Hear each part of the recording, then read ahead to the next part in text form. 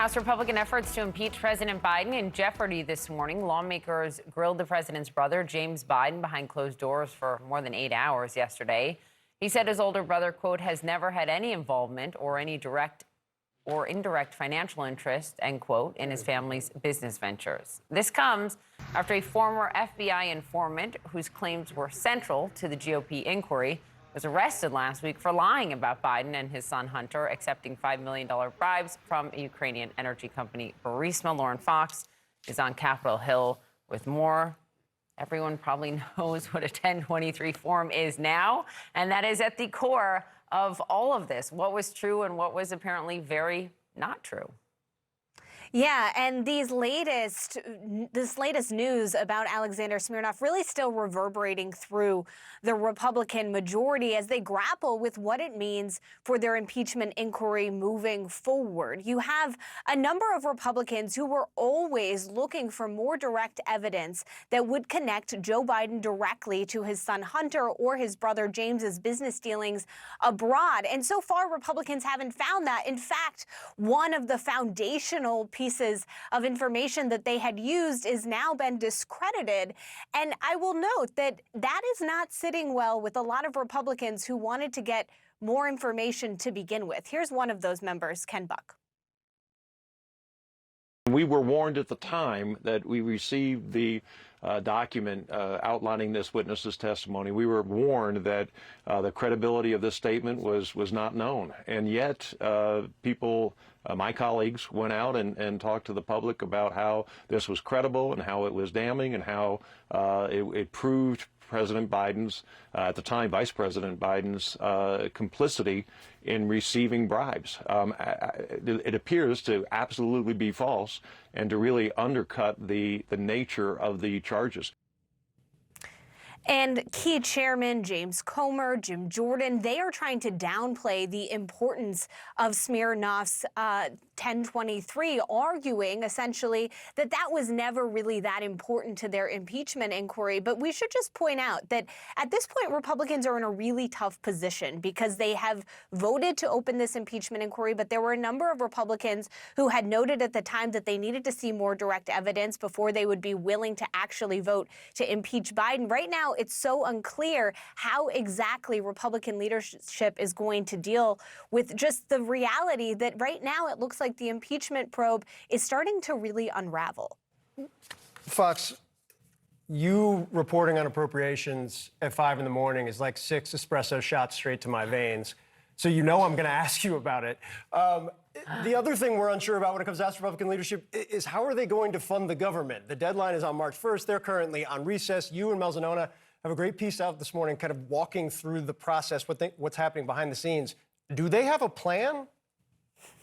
Well, if there's a plan, no one that I talked to yesterday knows what it is. I will say, as I started reporting the story in the morning, I thought one thing, and as the afternoon drug on and I started writing, it was very clear to me that there was no trick up anyone's sleeve, and next week is going to be extremely messy. The deadline for the first tranche of bills comes Friday, and right now, appropriators are still trying to work through a lot of outstanding issues, chief among them the fact that Republicans are still pushing for controversial policy writers that typically would have no place in these kind of appropriations bills, but are really important to some conservatives who are pushing Johnson to get some kind of win in this process because he already has agreed to spending levels that they don't like. That's why Johnson is once again finding himself in the middle. I mean, stop if you've heard me say this before, but you have a newly minted speaker, you have a divided Republican conference, you have a narrow majority, and you have yet another spending deadline coming up in just about a week's time. And right now, it's just not clear if they're going to be able to move all of this forward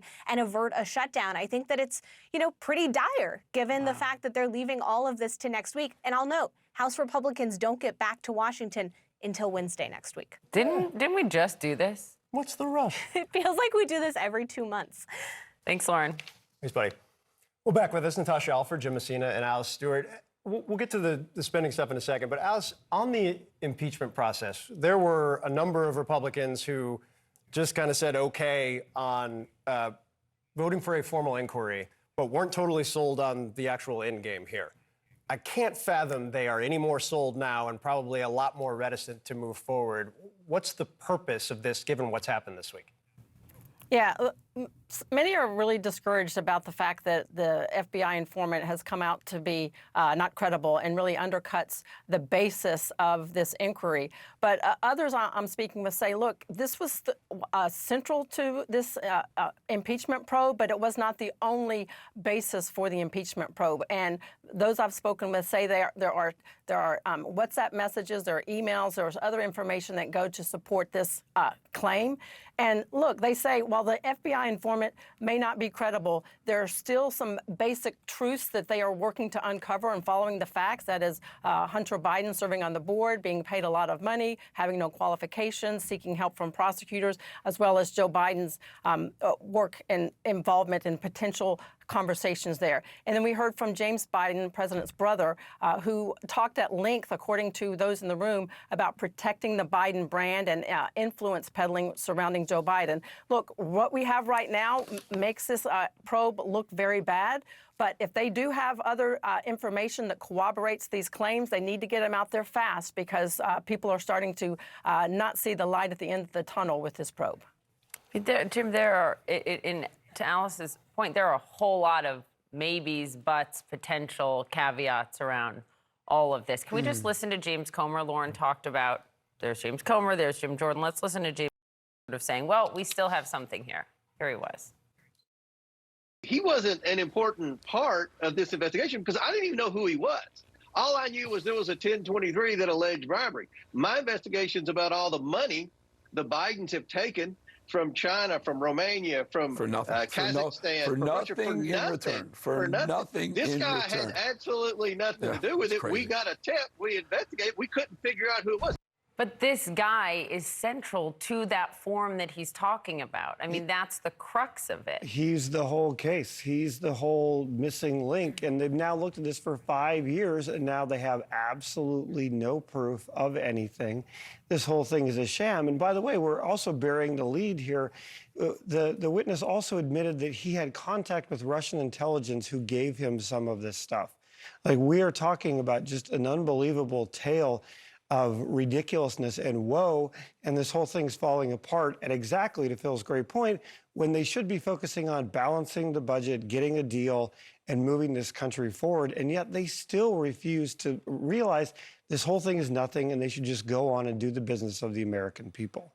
Natasha, as you watch all this, I'm reminded when Republicans took over the House, and you talk to White House officials and they say, look, we are going to make their dysfunction center stage. We are going to make clear that they can't run government, that they can't do anything.